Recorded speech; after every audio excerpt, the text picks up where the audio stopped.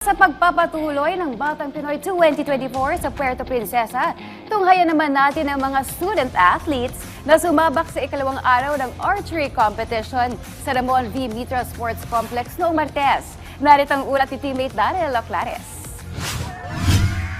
Hindi lamang patalasan ng mata kundi patibayan din ng isip. Ganyan mailalarawan ng archery na isa sa mga centerpiece sport ng taunang Batang Pinoy. Kumpara sa mga nakaraang edisyon ng National Grassroots Multi-Sport Competition, kapansin-pansin na mas marami ang lumahok ngayong taon na tinatayang aabot sa 400 batang archers. Ito ang lubos na ikinagalak ni na 1988 Seoul Olympian archer Roel Merto at Philippine Team Compound archer Paul Marton de la Cruz. Ngayong Batang Pinoy, ginabayan ni Merto ang kupunan mula sa Negros Oriental, samantalang Pasig naman kay de la Cruz.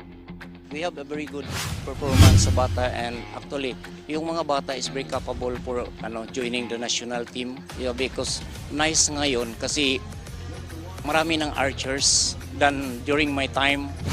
Mas tumataas ngayon kasi ang daming mga coaches na nagtuturo, tapos dumami rin po ang archers. Unlike before po na medyo kaunti lang kami, na konti lang din ng coaches, so ngayon po mas marami. So kumbaga nag-triple po yung volume ng archers. Bilang mga batikang archers, may ibinigay naman na payo sina Merto at de la Cruz sa mga batang archers na kalahok sa Batang Pinoy ngayong taon. They should continue shooting and they're not going to stop practicing in archery. The more important for these kids is they're going to keep going to the competition. Kailangan nila exposure talaga eh. That's what I did with my players. Enjoy, have fun, kasi yun po ang dapat hindi mawala sa sports, lalo sa archery.